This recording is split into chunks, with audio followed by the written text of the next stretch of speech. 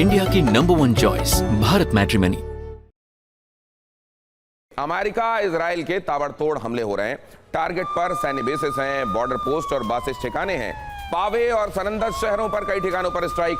हमलों से कुर्द लड़ाकों के लिए घुसपैठ का रास्ता खोलने की कोशिश की जा रही है, ये अंदाजे भी लग रहे हैं। इराकी कुर्दिस्तान से हजारों लड़ाकों की घुसपैठ की तैयारी।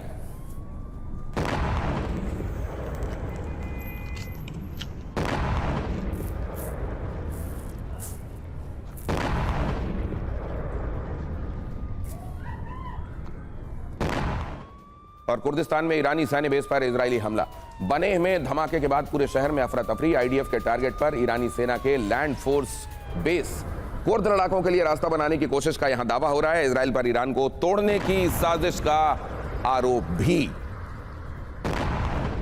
और अगली खबर यह है, इजराइल और अमेरिकी बेस पर नया हमला हुआ है। ईरान के हमले का 19वां फेज शुरू हुआ। नए फेज में नई मिसाइलों से हमला कर रहा है ईरान। नए फेज में सबसे विध्वंसक हमले की चेतावनी दी गई है। हर दिन नए हमले के 3 नए फेज शुरू कर रहा है ईरान।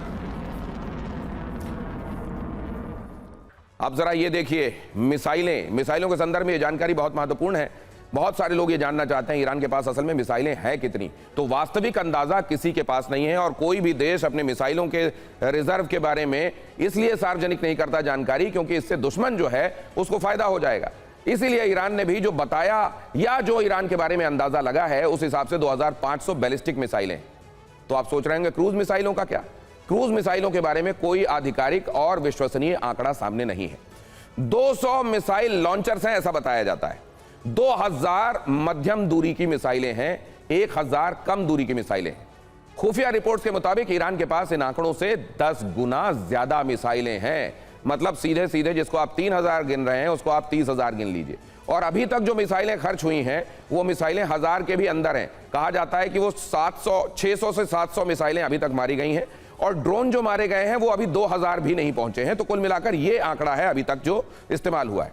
अब ये भी देख लीजिए जरा, ईरान ने मिसाइल हमलों की रफ्तार तेज कर दी है ऐसा बताया जा रहा है। हालांकि जनरल डेनकेन, सेंट्रल कमांड, आप जानते हैं जो सबसे बड़े ऑफिसर हैं अमेरिका के सेना के, उनका यह कहना है कि अब पहले के मुकाबले धार कुंद हो गई है।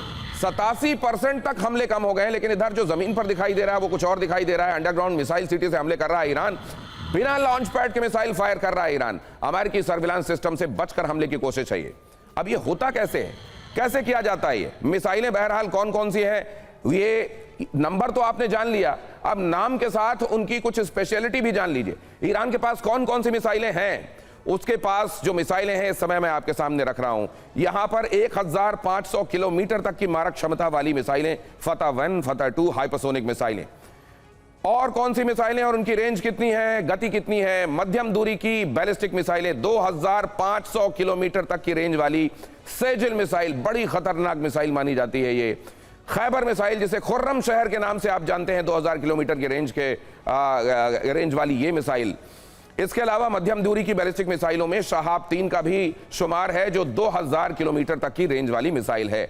और 1700 किलोमीटर की रेंज वाली गद्र मिसाइल भी ईरान के मिसाइल जखीरे में है। ये खतरनाक मिसाइलें ईरान के पास है। अब शॉर्ट रेंज पर आ जाइए। 500 किलोमीटर रेंज वाली फतह 110 मिसाइल उनके जखीरे में है। उनके पास शॉर्ट रेंज में ही 700 किलोमीटर की जुल्फिकार भी उनकी असल में जुल्फिकार आप जानते हैं ये एक पौराणिक शस्त्र माना जाता है, तलवार मानी जाती है और उसी के नाम पर इसका नाम रखा गया। 800 kilometre range कियाम short range ballistic missile ये भी उसमें शामिल है। ये है ईरान की वो मिसाइलें जो असल में उसकी ताकत, उसकी रीढ़ मानी जाती हैं। अब अगर ये मिसाइलें हैं तो फिर इन मिसाइलों को जाहिर है आइडेंटिफाई किया जा रहा है, नष्ट भी किया जा रहा है। यहां पर जरा ये भी समझ लीजिए कि मिसाइल सिटीज जिनको कहा जाता है, जो कहा जाता है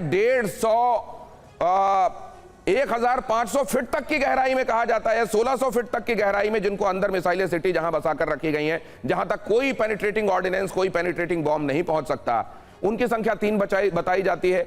बड़े बेसेस इनके पास जो है वो 15 बताए जाते हैं। और ये गहराई जिसके अंदर ये मिसाइल सिटीज बनाई गई हैं 500 से 800 मीटर तक की गहराई है। कंक्रीट पहाड़ों के नीचे ये जगहें बनाई गई हैं। आईआरजीसी के तो दावे यहां तक हैं कि हर एक प्रांत मतलब 31 प्रोविंसेस हैं अगर ईरान में, तो हर एक प्रांत में उन्होंने इस तरह की मिसाइल सिटी बसा रखी है, बना रखी है। अंडरग्राउंड ड्रोन बेसेस जो उनके पास हैं वो 300 से ज्यादा, 313 हैं। Aircraft hanger, fuel and service station भी यहां पर बनाए गए हैं। तो ये अगर ऐसा है, मिसाइल सिटीज के संदर्भ में ऐसा है, तो फिर क्या ये मिसाइल सिटीज तक पहुंच बना पाना इजराइल और अमेरिका के लिए दुरूह रहने वाला है, या इसका कोई प्लान भी सोच रखा है कपूर सर इन लोगों ने? के अंदर मोबाइल क्षमता भी काफी है। ये तो आपने स्टैटिक बताया है। ये व्हीकल माउंटेड लॉन्च होके किसी भी जगह पे जा सकते हैं, और इनके जो ट्रैकिंग रडार्स होते हैं, जिनकी स्कैनिंग की जो क्षमता है, वो किसी भी चीज पे, जैसे छोटी सी पहाड़ी है उसके ऊपर गाड़ी ले जाके उसको माउंट कर दिया जाएगा, और जिस दिशा में चाहते हैं उस दिशा में स्कैन करके भेज सकते हैं। और चीन इनको अपनी जो सैटेलाइट है बायडू, उसकी मदद दे रहा है पूरी तरह से। जो ट्रैकिंग है इजरायली और अमेरिकन एयरक्राफ्ट की, और उनकी जो आर्टिलरी जो एयर से अटैक हो रहे हैं, उसकी पूरी जानकारी। असल में मार्शल कपूर, बहुत सारे लोग ये भी जानना चाहते हैं कि एक बार जहां से मिसाइल, बैलिस्टिक मिसाइल फायर हो गई, उसकी ट्रेजेक्ट्री को देखकर अंदाजा हो जाता है कि कहां से फायर हो रही है, तो फिर तो उस जगह को असल में लॉक करके उसको फायर करके नेस्तो नाबूद कर देना चाहिए। ऐसे में क्यों और कैसे अभी तक मिसाइलें फायर हो रही हैं? मैं आपके पास आ रहा हूं एक छोटी सी इंफॉर्मेशन अपने दर्शकों के साथ शेयर करके, आपको बाद में कुछ ऐड करना हो तो बताइएगा। यहां क्या क्या हो रहा है जरा देखिए। ईरान की मिसाइल लॉन्चिंग कैसे संभव होती है, खासतौर से तब जब एक जगह से जब मिसाइल गई, उस जगह के प्रक्षेप के रास्ते को देखते हुए यह तय कर लिया जाता है, अच्छा यहां से मिसाइल निकल रही है, इस जगह को नष्ट कर देते हैं।